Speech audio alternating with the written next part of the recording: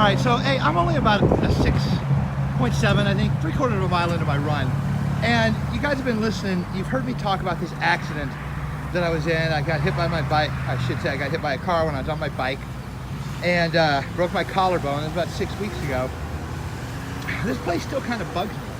This is the intersection where it happened. I was coming through this parking lot. You see underneath those signs back there in that housing development is where I live.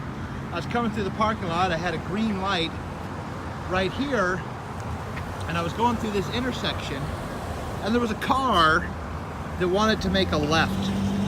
Okay, I was going straight, the other car wanted to make a left. Somewhere in the middle of all of that, the car that was going left changed its mind and decided it wanted to go straight with me. Unfortunately, it came over into my lane and hit me and knocked me down right here in this intersection. Okay, I went over my handlebars, the bike was on top of me, I was laying on my back. I was on my backpack, I was kind of like a dying cockroach rolling around trying to get up. I knocked the wind out of myself. And I'm in the middle of this intersection, and you can see this is not an intersection that is lightly used. It's a busy intersection. So I got up out of the middle of the road, grabbed my bike by one hand grip, still struggling to get my breath, already knew that I had been shot. And I walked over here into this little grassy area right here by this box, I guess, to control the lights. You know, they wanted to work on them or they wanted to control them for some kind of event. And I laid down right next to that little concrete patch with the two plastic lids where the meters are. And this is where I sat for about the next 30 minutes just trying to get my wits about me before I picked my bike up and walked it back into that division houses back there, and walked it about 3/4 of a mile home. The walk took probably 25-30 minutes. All right, it was arduous at best. But anyway, I need to get back on this shit. I just wanted to stop. I've been talking about the accident. That's the intersection where it happened right there.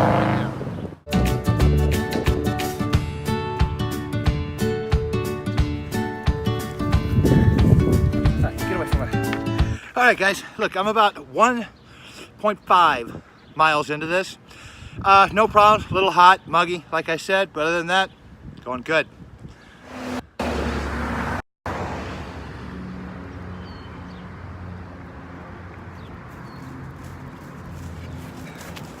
All right, guys, look at this.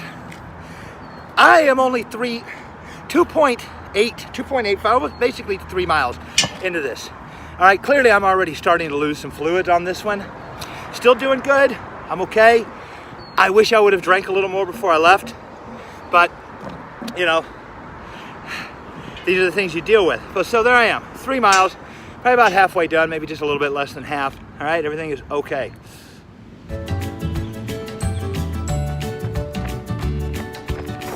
All right, so here's where we're at. I'm at about 5.25 miles, I suspect. Excuse me. I envision I'm probably 1.25 miles, 1.5 miles from home, so I'm thinking that's going to give me, what, 6.5, 6.75 mile run. You know, made a few tactical errors before this began. You know, I've had about 40 minutes or so to reflect. I wish I would have had a nice big 150 something calorie banana, get some potassium in me, and I really wish I would have drank about, you know, a 20 ounce glass of water, some kind of fluid. So as you can see, I'm beginning to feel the effect of that, but it's okay. 5.25, 1.5 miles, 1.75 miles at the most away from home. Good.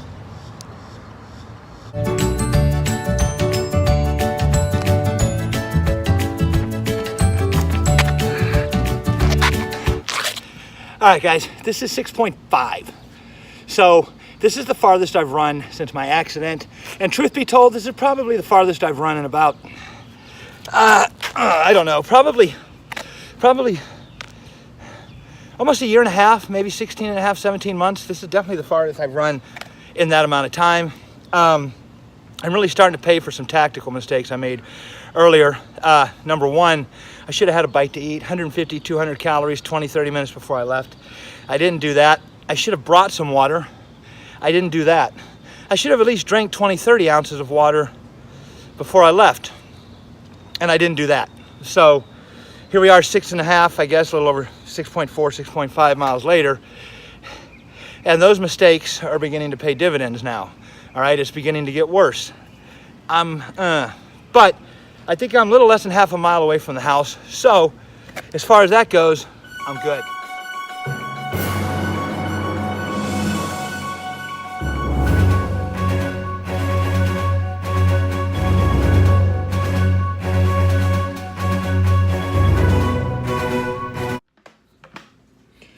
All right, guys, let me give you a quick recap. You saw a lot of what was going on. Hold on, I want to show you something.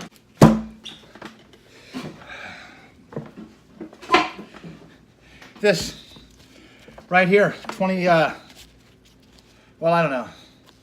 I think 24 ounces of water right here, okay? Place for my key, convenient hand grip, right here. I left this sitting on the kitchen counter, not less than 10 feet away from me before I went out on that run. I went out and I sat there, I talked to you, told you how humid it was, most humid day of the year, I think. Came in here, number one, forgot to drink any water. Number two, left this little beauty sitting on the counter. I could have taken at least 24 ounces of water with me. All right, I envisioned that probably would have made a difference. But at any rate, isn't running a good metaphor for life? You run into shit you didn't plan on, shit you didn't think of. All right, the storms come. You got to figure out some way to manage it. All right, I managed it. It was uncomfortable for me. Right around mile 5.5, 5.75, I felt like the wheels were coming off. It was 87 degrees. It had to be at least that humidity percent.